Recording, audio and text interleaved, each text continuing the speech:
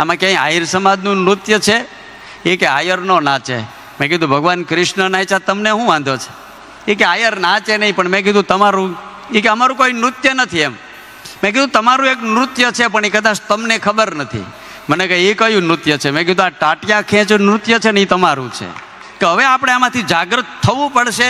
આ પિંડારક ભૂમિમાં, આ તીર્થક્ષેત્રમાં આવ્યા પછી 8 દિવસ કથા સાંભળ્યા પછી જો આપણે પરિવર્તન ન આવે તો આ તો ગધા મજૂરી કહેવાય મારી દ્રષ્ટિએ. આ પરિવર્તન લઈ આવવું જોઈએ. અને આ લઈ આવવા માટેની આ વાતો કહું છું. દર વખતે હું દ્રષ્ટાંત આપું છું અને પાછું આપીશ એટલા માટે જ આપું છું કે હું નજરે જોઉં છું એટલા માટે. મુળુભાઈ એક વખત એક કાર્યક્રમમાં જવાનું થયું. વિક્રમભાઈ પણ બેઠા છે. વડીલો આની ચિંતા કરે જ છે. કદાચ એ રજૂ નહીં કરી પણ ચિંતા કરે છે. આગેવાનોની ખૂબ ચિંતા છે. અને એમાં ગિરિબાપુ ઘણા બધા નૃત્યો હાલતા હતા. એટલે મેં એમને બીજા 4 છોકરા આહિર સમાજના મારી ભેગા હતા. મેં એમને પૂછ્યું કે આ નૃત્ય સરસ મજાનો સાંસ્કૃતિક કાર્યક્રમ છે, આમાં ભાંગડા નૃત્ય, પંજાબી નૃત્ય અને આદિવાસી આ બધા નૃત્યો છે, આમાં ક્યાંય આહિર સમાજનું નૃત્ય છે? એ કે આયર નો નાચે. મેં કીધું ભગવાન કૃષ્ણ નાચ્યા, તમને શું વાંધો છે? એ કે આયર નાચે નહીં. પણ મેં કીધું તમારું, એ કે અમારું કોઈ નૃત્ય નથી એમ. મેં કીધું તમારું એક નૃત્ય છે પણ એ કદાચ તમને ખબર નથી. મને કહે એ કયું નૃત્ય છે? મેં કીધું આ ટાટિયા ખેંચ નૃત્ય છે ને એ તમારું છે. અને આ ટાટિયા ખેંચ નૃત્ય બંધ કરવાની જરૂર છે. આ ચાલુ રાખવાની જરૂર નથી. તો તમારો ઉદ્ધાર થાય, તો તમારું કલ્યાણ થાય. આ નૃત્ય બંધ કરો. ટાટિયા ખેંચવાનું બંધ કરીને હાથ પકડવાનું ચાલુ કરો.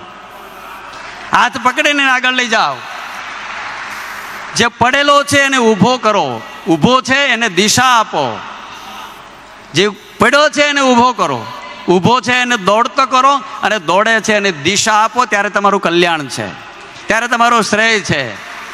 આવડો મોટો સમાજ જ્યારે ભેળો થયો હોય ત્યારે આ દુનિયા વિશ્વ નોંધ લે છે. કારણ કે કોઈ કવિ કોયલો છે, મન હરે માખણ ખાવે ને મધુરી બજાવત વેણ, ધન ભાગ્યા આહિર તણા જ્યાં કૃષ્ણ ચરાવત ધેન. જ્યાં કૃષ્ણ અખિલ બ્રહ્માંડના અધિપતિને એમ કેવું પડ્યું હોય કે યદુવંશીમાં મારે જન્મ લેવો છો તો તમે કેટલા સદભાગી હશો. અને એ જ્યારે કૃષ્ણ માખણની વાતો કરો હોય, એ કૃષ્ણ દૂધની વાતો કરતો હોય, ત્યાં પછી આપણે હાથમાં દારૂની બોટલ હોય તો કેવા લાગીએ? આ ચિંતન તો કરવું જોઈએ આપણે. આ ચિંતન જો આપણામાં ન આવે તો, કારણ કે આ સમાજ ડિસિપ્લિન અને અનુશાસનને વરેલો સમાજ છે. આ બી યાદ રાખજો. ઇતર સમાજ તો આમાંથી નોંધ લે છે. કદાચ તમને નહીં ખબર હોય, મુળુભાઈ પણ અહીં બેઠા છે અને વિક્રમભાઈ પણ બેઠા છે. પૂછો, અમે તો જાહેર જીવનના વ્યક્તિ છે. મુળુભાઈ ને વિક્રમભાઈ રાજકીય ક્ષેત્રમાં જાહેર છે, અમે આધ્યાત્મિક ક્ષેત્રમાં જાહેર છીએ. એટલે અમને બધી ખબર છે કે ઇતર સમાજ આ નોંધ કેવી લે છે. ડિસિપ્લિન અનુશાસન આપણે. અને બીજી વાત તમને કહું, જ્યાં શાસન ન હોય ને દુશાસન ફાવી જાય. જ્યાં શાસન ન હોય ને ત્યાં દુશાસન ફાવી જાય. અનુશાસન એ આપણો પહેલો ગુણ છે. અનુશાસન ચોક્કસ હોવું જોઈએ. અને અનુશાસન આપણે દરેક વ્યક્તિ આને અનુસરવું પડે કે આ કથા મારી છે, મારા માટે છે અને હું એનો જવાબદાર છું. જ્યારે જવાબદારી આપણને સમજાય, પોતાનું કર્તવ્ય આપણને સમજાય કે આ મારું કર્તવ્ય છે, આ મારી ફરજ છે, આ મારે જ કરવાનું છે, આ જ્યારે તમને સમજાય ત્યારે નક્કી થશે. આ કથા સાંભળ્યા પછી આવા રાગ, દ્વેષ, ઈર્ષા, અહંકાર આવી જે વૃત્તિઓ છે, જેને દ્વેષ વૃત્તિ કહેવાય, તેજો દ્વેષ કહેવાય, આમાંથી બહાર નીકળજો કે હવે મેં કથા સાંભળી છે. એક વખત ગિરિબાપુ એક કાર્યક્રમમાં અમારે 4 દિવસ, જેમાં પિંડારામાં 4 દિવસ થાય કાર્યક્રમમાં રોકાવાનું થયું. કારણ કે આપણે ધાર્મિક ખૂબ છીએ પણ આધ્યાત્મમાં હજી બહુ આપણે પાછળ છીએ. ધાર્મિકતા અને આધ્યાત્મમાં બહુ મોટો ફરક છે, યાદ રાખજો. બાહ્ય દેખાય છે બધી ધાર્મિકતા છે, બાહ્ય વિકાસ થાય ધાર્મિકતા છે, ભીતર જ્યારે વિકાસ થાય એ આધ્યાત્મિકતા છે. આ બહુ મોટું પ્રવચન છે એટલે પ્રવચન નહીં કરું. એ કાર્યક્રમમાં મારે જવાનું થયું એટલે એક ભાઈ રોજ આવીને બેસે અને રામાયણની વાતો કરે. એટલે મેં એ ભાઈને પૂછ્યું કે તમે આટલી બધી સરસ રામાયણની વાતો કરો છો એટલે તમે ઘણો બધો અભ્યાસ કર્યો લાગે છે. મને કે હું 17 વખત રામાયણ હોહરો નિહીરો છું. એટલે મેં કીધું ખુશી થવા જેવી વાત છે. બીજા દિવસે એ ભાઈ અચાનક અમે બહાર જતા હતા ને એ મળી ગયા. મને કે આવો આવો, મારું ઘર અહીંયા જ છે, આવો ચા પીવા. મેં કીધું હાલ જઈએ. અમે 2-3 મહાત્માઓ હતા એટલે અમે જતા હતા. એટલે ભાઈ, હવે ગામડામાં આપણને ખબર છે કે બહુ મોટા ફળિયા હોય. મને કે અહીંથી તમે જાઓ ને હું આમ ફરીને આવું. મેં કીધું એવું કેમ? અમે અહીંથી જઈને તું આમ ફરીને આવ્યો, એવું કારણ શું? મને કે કારણ કાંઈ નથી, હું આવું જ છું. અને તો ગામડામાં રહે છે, કદાચ કાંઈ વસ્તુ લેવાની હોય. મેં કીધું તું લેતા આવો, અમે ઊભા છીએ, વાંધો નથી. તો મને કે ના, એવું કાંઈ નથી. તમે અહીં જાઓ ને, અમે આવીએ છીએ. મેં કીધું એક તો અજાણ્યા છીએ, એક તો આ વેશ છે અમારો, અને સીધા અંદર જઈએ તો આ બહેનોને ખબર છે કે શું દશા થાય. કારણ કે આ બહેનોએ લગભગ સાધુ શબ્દનો પ્રયોગ શેના માટે કર્યો ખબર? છોકરાઓને બીવરાવવા માટે, કે હું જ અમારો બાવો આવ્યો. પેલા એટલે કઠણાયો અમે ક્યાં કરી છે. અને એ છોકરા પછી બગડીને ધૂળ થાય અને વૃદ્ધાશ્રમમાં મૂક્યા હોય ને તૈયારી થાય, પછી ગિરી બાપુ પાસે લઈ જાય, બાપાના આશીર્વાદ મારો કે ધૂંબો મારો સુધરી જાય. મેં કીધું તમારા ધબ્બા ખાઈને બગડાવ્યો, અમારા ધૂંબે સુધરે એવું કંઈ લાગતું નથી, અને તમારે પહેલાં લઈ જવા જોઈએ. એટલે મેં કીધું સીધા જઈએ એને કરતાં તું ભેગો આવીને. બહુ આગ્રહ કર્યો, પછી એને મને કીધું, મેં કીધું કારણ શું છે? મને કે કારણ કાંઈ નથી, અમે બે ભાઈ છીએ અને અમે બે બોલતા નથી. ત્યાં આડી મારા ભાઈને ડેલી ખોડાણી છે, એટલે ત્યાં હું હાલતો નથી. મેં કીધું ઉભર મારે તેને એક પ્રશ્ન પૂછ્યો છે. મને કે હું? મેં કીધું 17 વખત રામાયણ હોરો નહીં રહ્યો, એને એક વખત તાર ભાઈને ડેલી હોરો નહીં રીઝન તને વાંધો શું છે? અને 17 વખત રામાયણ હોરો નહીં રહ્યા પછી અને ભરત અને રામનો પ્રેમ તને આડો ન આવે તો ગધા મજૂરી કરાય ભલામણા.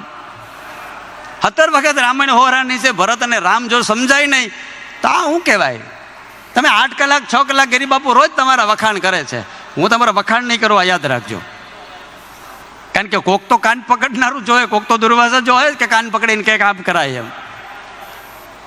તમે તમારે ચિંતન કરવાનું છે કે 8 કલાક સુધી અમે આ પ્રયત્ન અહીં બેઠા છે, આપણા જીવનમાં કંઈ પરિવર્તન આવે છે? એક કેરી કાચી હોય એટલે ખાટી હોય, સમય જતા એમાં પરિવર્તન આવે, એ મીઠી થઈ જાય. એક લીંબોળી કાચી હોય એટલે કડવી હોય, પરિવર્તન આવે, એ મીઠી થઈ જાય. આપણે કંઈ પરિવર્તન જ ન લઈ આવે તો? પરિવર્તન એ સંસારનો નિયમ છે, પરિવર્તન લાવવું જ જોઈએ. પરિવર્તન જે નથી લઈ આવી શકતો એ માણસ ક્યારેય સમયની સાથે ચાલી શકતો નથી. સમયની સાથે જો તમારે ચાલવું હોય તો પરિવર્તન લાવવું જ જોઈએ. અને પરિવર્તન એ સમયની માંગ છે. આ સમયમાં દરેક ક્ષેત્રમાં, પછી રાજકીય ક્ષેત્ર હોય, સામાજિક ક્ષેત્ર હોય, આધ્યાત્મિક ક્ષેત્ર હોય, કોઈ પણ ક્ષેત્રમાં તમારામાં પરિવર્તન નહીં આવે તો કલ્યાણ નહીં થાય. યાદ રાખજો. કથાઓ આપણે સાંભળ્યા જોઈશું, ભયો ભયો થઈ જાય, પણ હું ભયો આ ભયો થવા માટે કથા નથી, કથા પરિવર્તન માટે છે. એક દૂધમાં સાંજે 2 ટીપા છાશ પડે તો એમાંય પરિવર્તન હવે દહીં થઈ જાય. આપણે કોઈ પરિવર્તન જ ન આવે. આપણે ભાઈ યાર બોલીએ નહીં, કે નાનો ભાઈ હોય તેને પ્રેમ કરી શકીએ નહીં, મા બાપને પગે ન લાગી શકીએ, કે કોઈને શાબાશી ન આપીએ, કે ઊભા થઈને કોઈને આદર ન કરી શકીએ, તો આપણે કોણ છીએ? જે દેશમાં માતૃદેવો ભવ અને પિતૃદેવો ભવ બોલાય, દેશમાં આટલા બધા વૃદ્ધાશ્રમો ક્યાંથી આવ્યા? જે દેશમાં ગાયની પૂજા થાય, દેશમાં વૃક્ષની પૂજા છે, જે દેશમાં તુલસીની પૂજા થાય છે, ત્યાં ગંગાને પવિત્ર કહે છે, જ્યાં ગિરનારની પરિક્રમા થાય છે, આ દેશમાં આટલા બધા વૃદ્ધાશ્રમ કેમ? વિક્રમભાઈ આંકડા સાથે તમને કહું, ગુજરાતમાં 3000થી વધારે વૃદ્ધાશ્રમો છે, ખાલી ગુજરાતમાં જ. શ્રવણની વાતો અહીંયા જ થાય છે.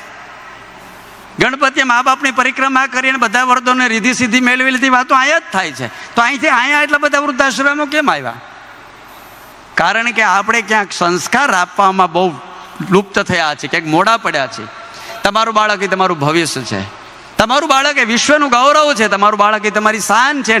એને નાનપણથી આ સંસ્કાર આપો. તમે હિન્દુ છો એની ઓળખ કઈ છે તમારી પાસે? આજે જ હમણાં ઘણા બધા છોકરા બેઠા છે ને કહેતો, તમે હિન્દુ છો એની ઓળખ કઈ તમારી પાસે? તમારા કપાળમાં તિલક નથી, તમારામાં ચોટી નથી, ધોતી નથી, પાઘડી નથી, તમને એક હાલો ગાયત્રી મંત્ર આવડતો નથી. તમે ક્યાં હિન્દુ છો? કયા એંગલથી હિન્દુ છે પૂછો. અન્ય ધર્મના લોકોને તમે જોઈ લો, એના ધર્મનો કેટલો આદર કરે છે, એના ધર્મના વડાઓ છે એનો કેટલો આદર કરે છે. આપણે ક્યાં ઊભા છીએ? ધનસુખનાથ બાપુ રોજ ઠપકો દેતા હું જોતો હોઉં, એટલે આવે ને રામ નારાયણ કરવા તો રામ પરાયણે હાથ પકડે કે રામ. પણ એલા પણ અમે તમારા વ્યવહાર નથી, અમે સાધુ છીએ, અહીં પગે લાગતા શીખ. આ શિષ્ટાચાર છે, આ શિષ્ટાચાર આપણે શીખવો જોઈએ.